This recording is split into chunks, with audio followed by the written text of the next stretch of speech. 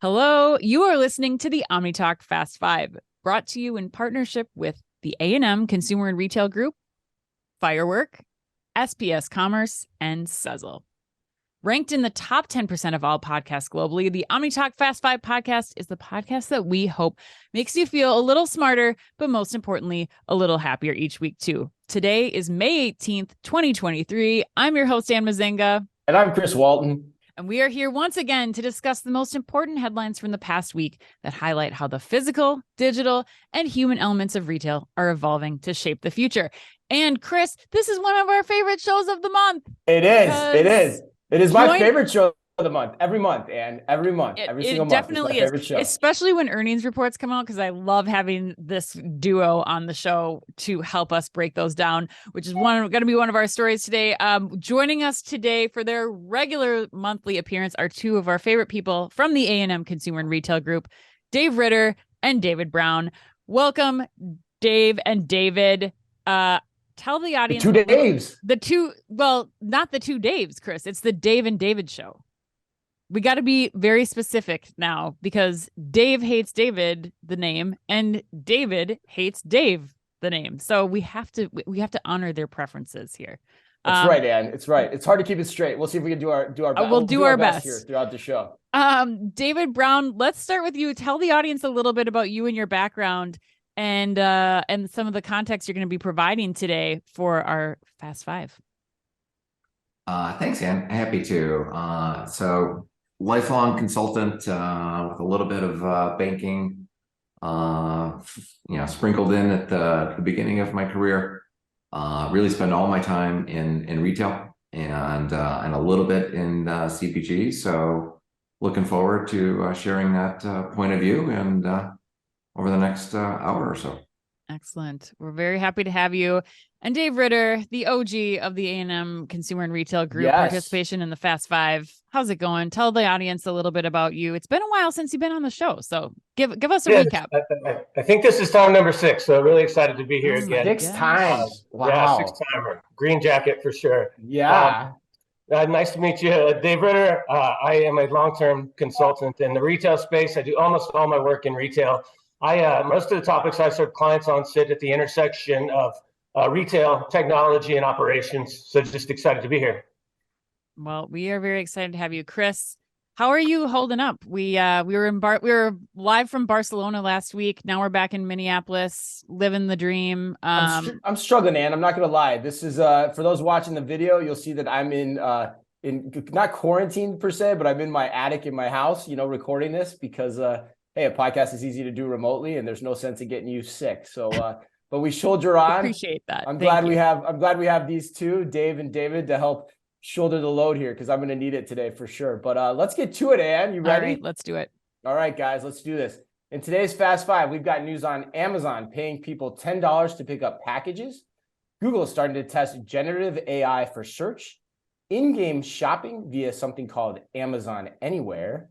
A new startup called Telly that plans to give away 500,000 free 4K TVs this year. Ayo. Oh, yeah. But we begin today with the earnings roundup. And that is correct, Chris. The big guys, Walmart, Target, and Home Depot, all reported earnings this week. Here are some of the highlights. So according to Retail Dive, on Tuesday, the Home Depot reported first quarter net sales fell 4.2% from a year ago, while comp sales also fell 4.5%. The company also updated its guidance, saying it now expects sales and comp sales to decline between 2% and 5% year over year compared to its previous guidance of flat. Then on Wednesday, CNBC reported that Target stuck with its full year outlook, saying it expects comp sales will range from a low single-digit decline to a low single-digit increase for the first fiscal year coming off of flat first quarter comp. Target CEO Brian Cornell also made specific mention of organized crime a number of times, over 20, in fact, and said that Target expects shrink will reduce the retailer's profitability by more than $500 million compared with last year. And finally, this morning, Walmart raised its guidance for the year, after reporting U.S. same-store sales were up 7.4%, way ahead of analyst estimates of 5.5%, with digital sales coming in at a whopping 26%. Now take a moment to digest all of that information. Good job, Ann. That was a tough one. It was a lot. So David Brown, we're going to go to you first. What do you make of these three major retailers earning reports right now? What lessons should we be taking away? Yeah, I think what you're seeing, Ian, is I'm not surprised by any of it. It's, you No. know, Okay. value makes a lot of sense right now, right? Mhm. So, Mhm. and if you just look at, some of the retail reports that have come out in the last week, and it basically shows that spending is down in most categories, but up in grocery and up in consumables. Yep. And, if I marry that with just some of the conversations that we've been having in the industry, almost everybody is seeing kind of down traffic. I don't know if it's a combination of tax season or finally the catch up of inflation, or maybe people are spooked that our government won't get its act together and solve the debt ceiling. But there's a retreat to high value, and a retreat to what people need the most, right? Which is groceries and consumables. So I think that you'll see eating out less and everything like that. So the places that provide food and basics at an extreme value or value, which is our target. If you look at grocery outlets numbers, if you look at what I expect Dollar Tree or Dollar General to report, that's where you're seeing a lot of activity, and you're starting to see a lot of trade down activity as well, even from high income consumers. Right. So to me, the earnings for the industry are exactly in line with what I would expect. Yeah, not great news for the retail industry, but hopefully good for consumers when it comes to inflation. Hopefully that means that we'll level out here in a little bit. Dave Ritter, what are your thoughts? You got some opinions on the old earnings reports this week? I think David covered it quite well, but I'd add two things. I think it's not only a traffic problem. Outside of value, we're seeing basket sizes get smaller, and it's pretty clear that the consumer is tightening the belt. And I don't think we can highlight enough shrink's impact on earnings. It's unprecedented, and it's in almost every industry vertical is experiencing it. Beyond theft, even into fresh, we're seeing shrink levels go up. Obviously, that's going to be a weight on earnings going forward.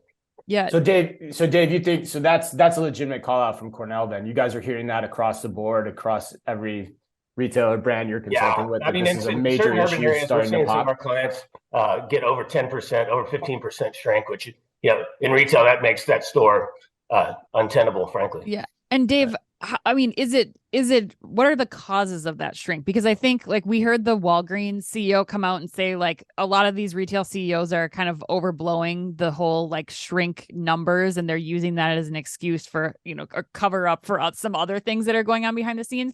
Is it actual retail theft that you're seeing? Is it more in they're deploying new types of technology and there's, the wrong things getting scanned or extra stuff's getting accidentally put into a buy online, pick up in store order? Like, what are the causes of that? I mean, I think it varies by store, right? First off, I think, across the board, inventory accuracy has been a problem, especially as we move into an omni-channel world, which is driving some of it. We call it paper shrink. But I do think there are select, especially urban locations where retail theft is becoming a problem to the point where, and with policies where security guards can't really stop people. It just becomes essentially you can walk out with up to $900 worth of stuff in California and not be prosecuted. So there's just in some cases there's no way to stop it. Right. Yeah, it's a really tricky position for retailers, that's for sure. Chris, what are your thoughts here? You want to jump in? Yeah, I mean, I think too, I think the macroeconomic factors are probably having to play on that too. When people are more budget constrained, you're going to see more activity in that arena as well. So I think that's also a play here. I mean, for me, I don't have much to add beyond what Dave and David already said, but I think the 2 points I would make is one, kudos to Walmart and Macmillan. I mean, they've just done a masterful job setting themselves up for success to succeed in this macroeconomic environment, in my opinion. The digital number is really outstanding, 26% increase to last year. That's in contrast to Walmart, to Target, where their digital sales fell. Yeah. And that's the other point I would make too, which is, their sales declined almost 3.5%, just shy of that. So, and it's probably due to the fact that people are spending less on discretionary items, which make up a larger portion of what people purchase at Target. Sure. Whereas the Walmart, you have to assume the converse of that, where that digital growth is actually still being fueled by non-discretionary items, which positions them very well in the market. So, I'm a little worried about Target not, revising their guidance here going forward. I think that could still be likely the case of something that we see in the future, but hard to tell at this time. But that's my one watch out is, okay, whoa, what happens to Target here in the back half of the year? Yeah, I agree. Same questions for me, Chris. Like, one, Target, if shrink is this big of a problem, like so much of a problem, $1 billion there that he's estimating, what are you doing about that? Like, what are you going to start putting in technology to try to avoid things like this from happening? The other thing too is that, Chris, you called out the decline in online sales for Target. I'm curious, like anecdotally, I've seen a shift in my own purchases from there where this $35 threshold for shipping is now put into place, even if you're a red card holder, which used to be free shipping on a lot of products. And I wonder if that's, change, like we're going to talk about in some of the stories to come here, but this change to what's the threshold? Are you willing to spend $35 to get shipping from Target? Or is that driving more consumers in store to actually go purchase those items to save themselves, that extra fee or hitting that minimum? So we'll see. Lots to come there. It's all interesting. And Walmart, I haven't had a chance to read the full earnings announcements, but from the headlines I'm seeing too, Walmart didn't mention shrink at all, which is also very fascinating to me. So, all right, well, let's keep rolling. Headline number 2, Amazon wants to pay customers $10 to pick up packages. According to Yahoo Finance, in what some would consider an odd promotion, I being one of them, Amazon is offering a $10 incentive to first-time users or anyone who has not used Amazon's pickup service over the last 12 months, which basically means that if you want to pick up your packages at Whole Foods, an Amazon Fresh store, or even inside of a Kohl's, Amazon will pay you $10 to do so. Dave Ritter, what do you think of this promotion? Would you have advised Amazon to take this approach? I actually like this approach. You do? One thing that you didn't add is this is in Los Angeles, so I think that adds a slight nuance. Oh, right, great.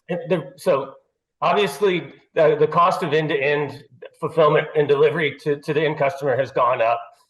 In California specifically, they're facing a bunch of wage pressure, and the talent market to get drivers is very tight. So in that world, with that kind of strategic context, I think essentially it's going to cost you about $10 a delivery in California anyway.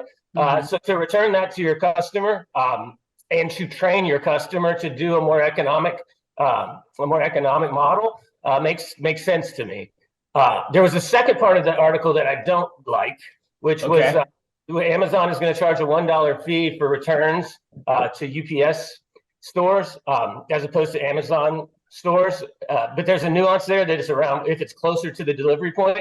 I think that policy is very confusing and not very customer centric. And to be honest, usually a carrot works better than a stick with a customer. So, I understand that returns are a big problem, but the fee rather than the carrot makes it. I don't know that that's a very smart customer centric move. Right. You're just trying everything. Yeah. It's kind of confusing. Yeah. You can get paid to go pick something up, but if you want to go to a place to return it on behalf of Amazon, then you gotta pay the fee yourself. Yeah, that is kind of odd. David Brown, what are your thoughts here? I love it as well. And I think there's another angle that we're missing, and it ties back to the shrink conversation. Okay.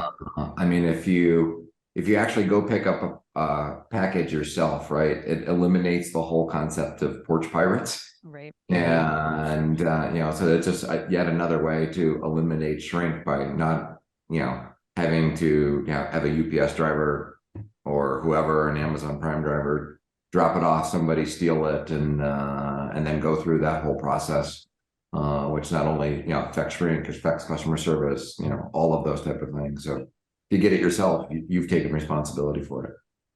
So you're in the yay camp on this as well. And what are you thinking? David's point is great. I mean, I think that was something that if you read into, what Cornell was saying in the previous story, like that, the whole, like, I didn't receive it and, oh yeah, I got it 2 days later, but now I have 2 items shipped me. I mean, that is a problem that is contributing to that $1 billion in shrink. So I didn't even think about that, but I love that idea of the traceability then that Amazon will now have of these packages.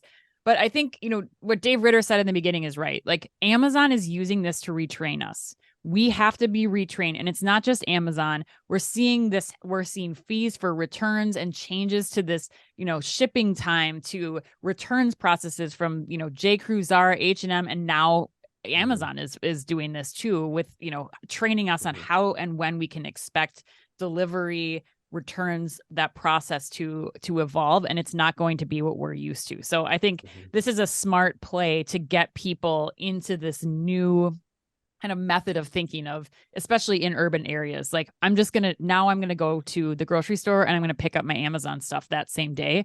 And it works out great for the retailers, great for Amazon. And eventually I think the customers are going to come to do this because it's expensive. Fascinating. See, excuse me. That's the other side, Chris. Yeah, right. I mean, I think conceptually, I like it on its surface, but I don't think it's going to work. That's my key here. Like, my key point here is because I think it highlights what Amazon's biggest weakness is that it doesn't have a physical location where you go to get things done. That's not that's not in the mind of the consumer. Like, when you go and shop on Amazon, you're like, hey, I'm going to go there because I want this delivered to my house. It's like kind of goes part and parcel with shopping there. And David Brown, to your point, like, if I'm concerned about porch piracy, I'm probably going to Amazon to pick up my packages already. So the incentive isn't going to do anything to spur new behavior. And so, you contrast that with like a place like a Walmart or a Target, like a Home Depot, the places we've already talked about where people are going to get things done. I feel like this type of behavior is going to naturally happen with that consumer base. Amazon, you're shopping Amazon, you're not thinking that way as a consumer. That's why I just don't think this is going to work in the long run. And it highlights what is, becoming a glaring strategic weakness for them. And the fact that, physicality for Amazon just isn't part of our equation as consumers yet, though, Chris. I think that's the big purpose. Like, is this $10 incentive going to work? I don't know, but I think we just don't have it yet. I think as Amazon starts to expand their footprint of these types of, pickup lockers, it's not just going to be, one Amazon pickup locker in the middle of nowhere. It's going to be at some of the grocery stores. It's going to be at the gyms, like these places that you're having these repeat visits to outside of Target and Walmart. I think there's the potential. And what's the harm in trying out a $10 credit for people to, there's nothing wrong with that. They can at least see if they get any adoption from it and which areas of the country they are seeing more adoption. Yeah, fair point. I mean, they're great at experimenting. But guys, any last words on this one? No? All right, let's keep rolling, Ann. All right, headline number 3, Google has started testing generative AI for search and ads. According to Marketing Dive, the use of AI is meant to take some of the heavy lifting out of search, answering not only the initial user query in detail, but also offering follow-up suggestions and links while preserving context from question to question. User experience-wise, Google also said that its ads will appear in dedicated slots in AI-generated responses, similar to how they surface in conventional search today. And on the shopping front, Google's AI-powered search will draw on a Google shopping graph of over 35 billion product listings to present recent reviews, ratings, prices, and product images that can inform purchasing decisions. Dave Ritter, let's go to you first. I have a two-parter for you on this, Dave. First, I want to know what you think this means for Google and the whole Google search landscape as they try to, hold on for dear life and not be overtaken. And second, what are you advising clients to do that you're working with in regards to AI more generally? Like, how are you telling retailers and brands that you work with to approach using AI in operations? So your first question, I think this is a great move by Google. I think it's a natural evolution. I don't know about you, but when I search, I often have to search 2, 3, 4 times to get the comprehensive answer to the question that I was trying to get the answer to. This feels like that will streamline the user experience and get you a more comprehensive, correct, kind of full answer faster, right?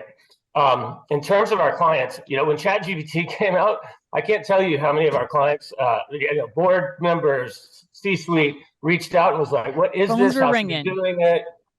It was actually, there's a few times in my career that an event has really triggered outreach at that level. Really? So it is a hot topic for our clients.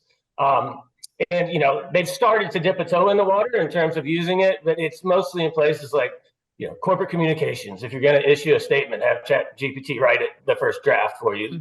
Pretty simple things like that. I think what we're telling our clients is that a more comprehensive view makes sense, because effectively this is this should be thought of as a form of automation, and it has pretty wide ranging uses, from whether it's in due diligence, collecting benchmarks, all the way to HR and writing job descriptions, like that. Sure. Across the gamut of retail, specifically retail support. There's a lot of opportunities here, and frankly, if you take a piecemeal approach, I don't think you ever get great execution. So we're encouraging people to think about it in a programmatic fashion. Yeah, that makes sense. Thinking about those operational things, just like taking the first pass out of it, removing those mundane, like just the assembly, and then leveraging the intellect of your human workforce to kind of augment that a little bit, it sounds like. Exactly. Yeah. David Brown, what are your thoughts here? Yeah, no, I think it's a great move by Google as well, right? To me, I think the race on the AI front and search is really what personalization was meant to be, and a lot of the retailers couldn't figure out. I think it's going to get figured out for them in some ways, right? So now, I make a query, and if I can get a lot better answer to that query, that's effectively a form of personalization. Now, right. I think the retailers have to figure out how they provide the right input into the algorithms so that they bounce out on top, right? It's what's the next version of, I'm going to pay for this keyword, or search engine optimization. How do you actually beat the AI algorithm to get your product, your company, your answer into Google's answer or Bing's answer or whoever it's going to be, right? Or ChatGPT or whatever. And then on the company front, I completely agree with Dave. It's a programmatic approach. It's an automation play. It's about getting better answers, and but you better be comfortable with the answers that you get and be able to deal with that. Whether it's on the HR front, or we're seeing a lot on the supply chain front with a lot of startups that are trying to automate supply chain answers. Right. And inventory management and planning. So it's at the infancy. We'll see how it plays out. Yeah, great point on the SEO. Like just getting retailers and brands to rethink, how am I going to get my products to show up? And Chris, I'm curious what you think, especially when we talk about like the shopping angle of this. Like when you're looking for, like, how does this change how Google's approaching commerce? Yeah, I think that's the really interesting point here. And that's probably more longer term, but I think it's important to call out. I think it's a great question, Ann. Like, to me, I think if Google is smart about this, I wonder if this isn't also what jumpstarts their commerce efforts. Yep. Because if you think about it, they have had the data for a long time to be the be all end all marketplace, but they've just never been able to get their act together. So could this be the lighter fluid? Possibly. If I'm a betting man, I would still say no. But it's a really interesting question to think about in the long term, because you have the intersection of three things happening here, right? You have our nature to search as consumers, intersecting with AI, and then intersecting with a commerce platform or a new version of that, something that we don't really know what that is yet. That is going to happen, and that'll be the next big transition in commerce, similar to e-commerce, the mobile phone. At least that's what I'm betting on now 100%. happening. And the race is on, and Google stands to have as good a chance of anyone as winning that. I start to think about, what does this mean for Amazon? That's what I started reading in this story for the strength of their commerce platform long term. Now they've got a lot of, bullets in the chamber that, they can defend themselves against that. And they're thinking about this. They released this same week too, right? And they said they're putting this into their search as well. So they're likely thinking about that as well. But what that commerce platform of the future looks like that's driven by AI is the really interesting question to me here. Yeah, I think that's such an important call out, Chris. And what we really need to think about is that this is an entirely new way of shopping for the consumer. This is a new channel. This is not just, I'm searching in a different way and I'm going to have a back and forth. Like, this is taking voice that we talked about years ago when the Google and Alexa devices came out, and it was like, yeah, it's great to be able to say like, I need to make something for dinner tonight. What should I make? Like this is now serving that up in an entirely different way. It's going to be a back and forth that we as consumers haven't had before. It's like what Dave Ritter said. You have to type in 3 times to get the answer that you want. And I think that's what I'm going to be. I agree with you on the commerce. I think the Google commerce front, I think this is a huge opportunity for Google, 35 billion products that they have in their product universe to serve up to me through this exchange, this new way of shopping. But I think it all comes down to what are the search results like, which what David Brown was saying. How good are my keywords to serve up the right products? Because if it's just like, the Google shopping search now, where I just get inundated with whoever paid the most for the research or for the return results, not what I'm actually looking for as a consumer, it's not going to work. They have to really get in there and make sure that the key words that they're pulling from the conversation with me are serving me up a product that's going to save me time. Otherwise, this doesn't work. Yeah, that's a good point, Ann. Yeah, when I step back and think about everything you just said and everything that Dave and David just said is like, I'd be using AI to clean up my data first and foremost as a retailer. That'd be where I would be starting. Dave, one question for you, because you mentioned it, because it really stuck with me. You said, you've been a consultant for a lot of years now. I won't date you, but it's a good amount of time. And you said this is one of those seminal moments for you. What were some of those other ones? Was it like the mobile phone? Was it I was going to give him a hard time and be like color TV. No, right. The radio. What was it, David? So one of the big ones was Walmart went to $4 generics. Every drugstore chain in the world just stopped. I mean, it was insane. Yeah. I think that the rise of mobile has obviously been one. But to be perfectly candid, there's not that many, right? There's only 3 or 4. So yeah, it's a big deal.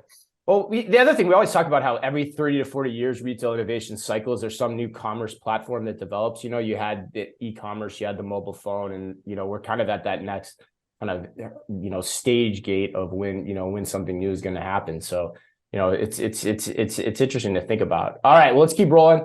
But before we get to headline number 4, this is also the part of our podcast where we tell you about another great retail conference Ann and I are heading to this summer. And that is the Retail Innovation Conference and Expo.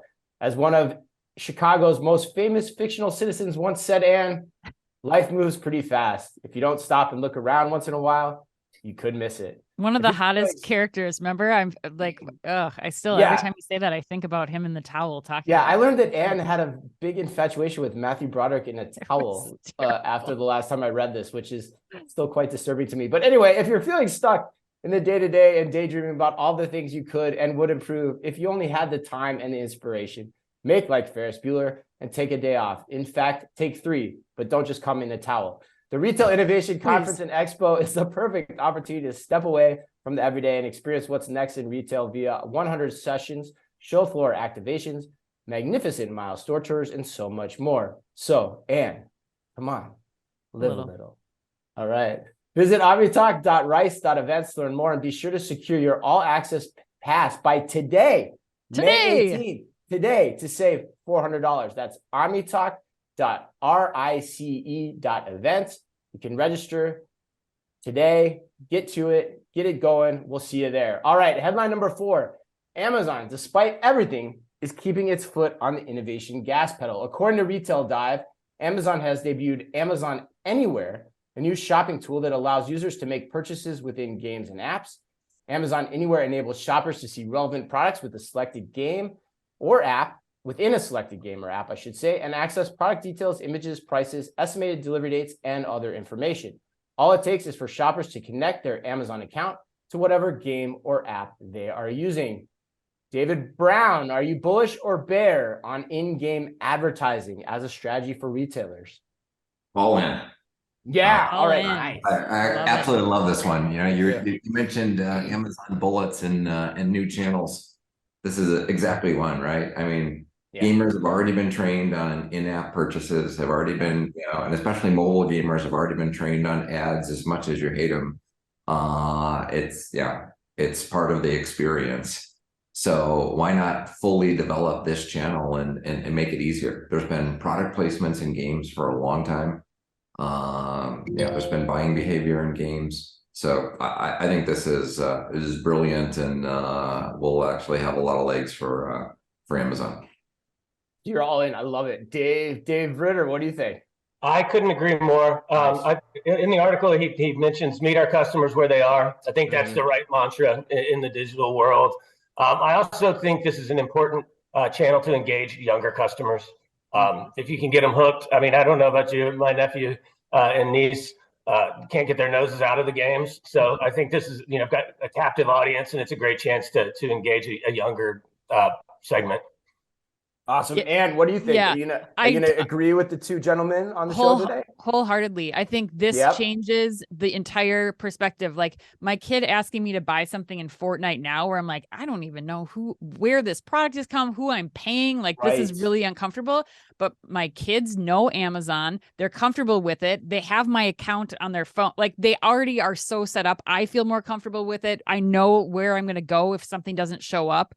I have better visibility into what my kids are buying because it's showing up on my Amazon account. But I think number one thing that Amazon is doing right here is that you are not leaving the gaming platform. We talked about this last week, Chris, with like Lucky and Sephora, what they're doing. This is all happening inside the entertainment. Right. You don't have to leave the entertainment, which I think is going to be critical as we think about these new methods of purchasing inside content. So I think that's the key thing here that Amazon's doing that not a lot of other retailers are going to be able to do.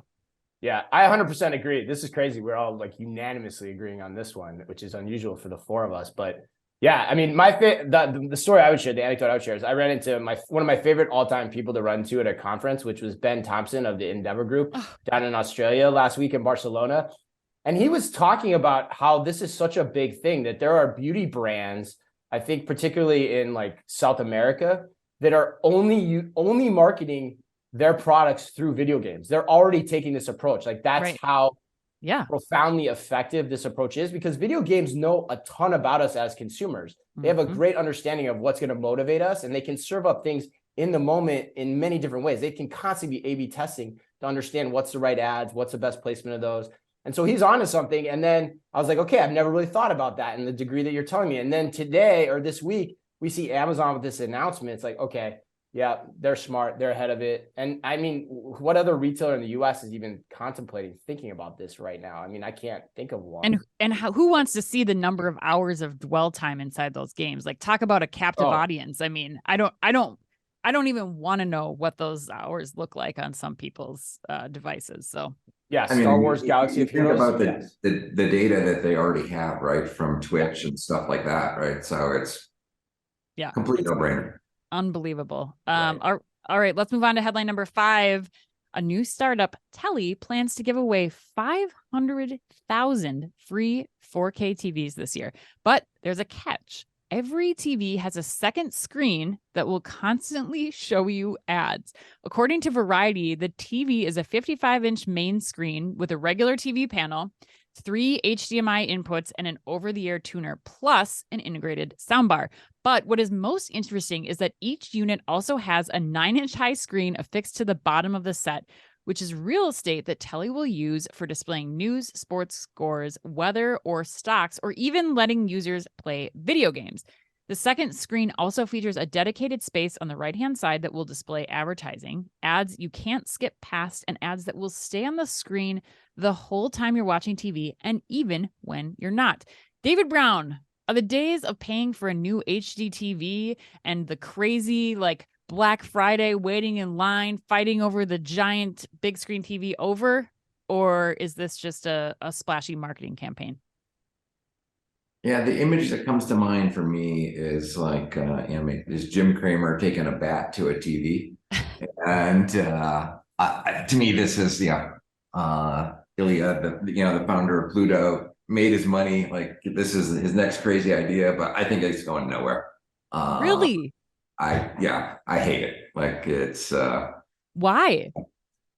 Well, I think if you look at like TV advertising and what TV has become, right? It's become kind of so niche, and there's no streaming platforms on any of this TV. It's only going to be a Chromecast device, so you're actually going to have to stream something to it from either your phone or a computer or anything like that. Yeah.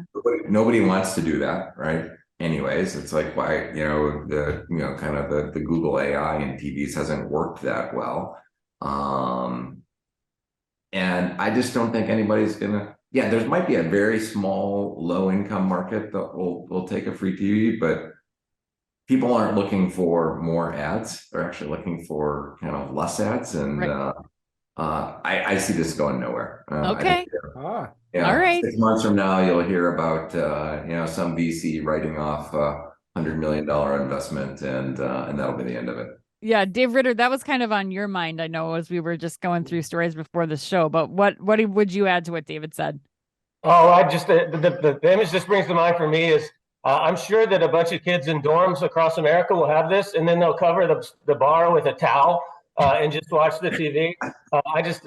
I have a hard time believing that the upfront investment could be recouped, right? Like they say, it's $1,000 retail TV, so what? That's $500 a TV, and the audience is going to be lower likely, lower income. I just like to get the marketing return on investment.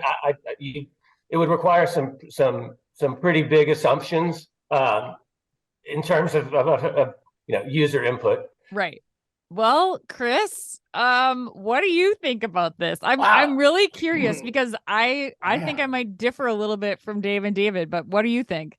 Yeah, I know. I was thinking differently than them, but now they're so resolutely against it that I'm kind of starting to switch my thinking here. But did any of you? My question: did any of you guys actually try signing up for the TV? I signed up for it yesterday. I did too. Yeah. And the crazy thing about it is I had to fill out a Nielsen demographic spreadsheet on myself. Like the amount of data I had to give them to get this TV is probably pretty valuable, and they know that all in advance in terms of who they're giving the TVs to too. So I don't know. I guess it just comes down to for me, what is the value of me as a consumer? I have to think it's more than $500, right? Yeah. That they can now be certain that they're putting the ads in front of me in a way that gets around the issue of people not watching actual TV anymore. And so this circumvents that. So there's a part of this that I really like. It was, difficult to sign up for, but if I'm getting a free 55-inch TV, that's a pretty compelling thing that I think people will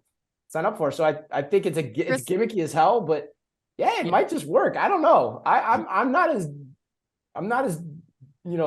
against Down it on as it. Dave. Yeah.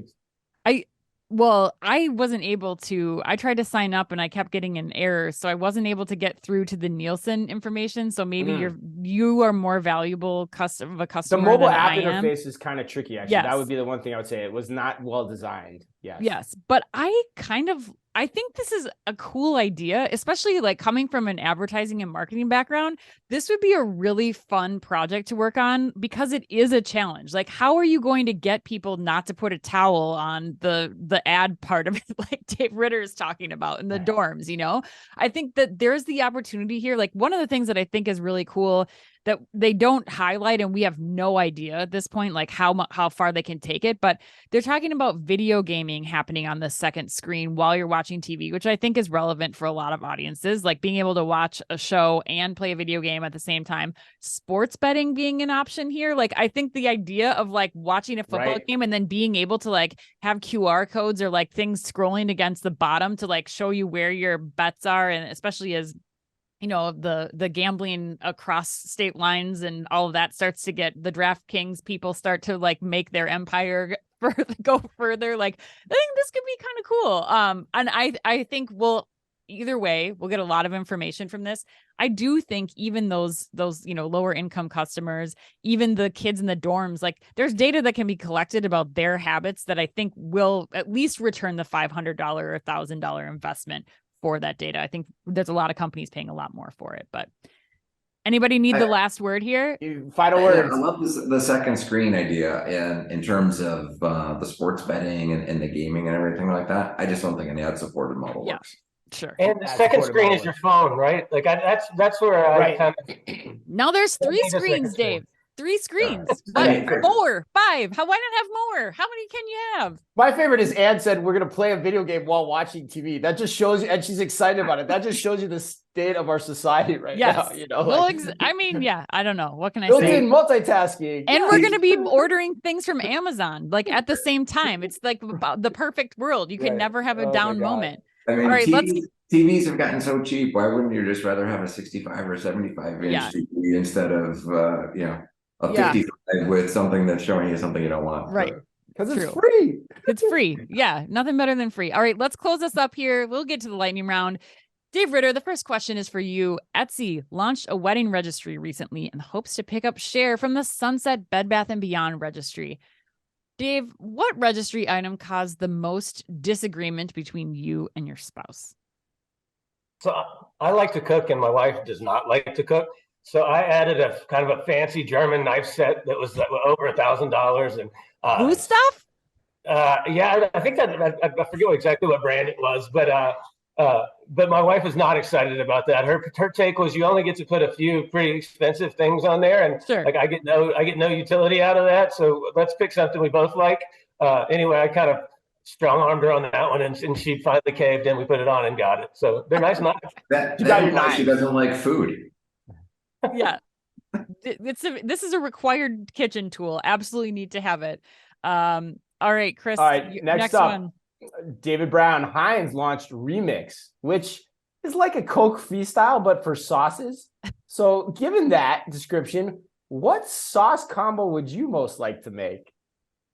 Anything hot. It's got to be hot, hot, hot. So Okay. let me find the jalapeno dial and dial that up. But here's what I think is even more interesting about this. I'm waiting now for like Breville or whoever that's going to come out with the home version. Like, Oh my a salad dressing making station. You could have some olive oil, a bunch of vinegars. So like, I hope this spurs some kind of home innovation for me because I would love a sauce maker at home. Oh my gosh, I love that idea. This is like the future stuff, David. I love it. I love where your head is going. Very Jetson-esque, yeah. Yes. All right, David, back to you. Beyonce and Taylor Swift are going head to head this summer to have the highest grossing concert tour by an artist ever, hitting an estimated $1 billion in tour revenue. Which artist would you buy a ticket to in order to help them achieve this goal? Well, I already contributed $2,500 to the Taylor Swift fund, so Whoa, gosh, so, yeah, outrageous! I had to cancel our spring break and make it up to my wife and daughter. So they went to see Taylor Swift in Dallas. Oh my gosh, unbelievable! Wow. She's that powerful. She's that popular. We saw her at Vegas. The place was off the hook, wasn't it, Ann? It was unbelievable. Nuts. All right, last one. Lego is releasing a 3,981 piece Batcave set. Dave Ritter, if you could have any of Batman's toys, any one of Batman's toys, which toy would it be? Oh, this is a no-brainer. Really? The Batmobile? Yeah. The Batmobile is the only move, in my opinion. Mm-hmm. Really? Okay, interesting. I'm sure. Right answer. Really? That's the right answer? Yes. Okay. All right. 100%. What would you want, Chris? The suit? You want the bat Yeah, suit? the suit, for sure. For sure, the suit. Yeah, for sure. The cowl, the cape. Yeah, of course. If I have the bat light, can I actually call Batman? Yeah, cool. That'd be cool too. The bat light. Yeah, that you could. And then I would come running, David Brown. I would come running in the suit, and Dave would drive up in the car. Yeah, and Dave and I are going to be rolling. Like, we're on our way to Vegas in the Batmobile, so we'll see y'all later. The grappling hook. It's so hard to pick. It's like picking between my children. All right, that wraps us up today.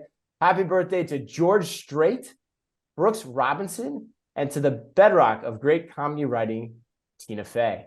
And remember, if you can only read or listen to one retail blog in the business, make it OmniTalk, the only retail media outlet run by two former executives from a current top 10 U.S. retailer.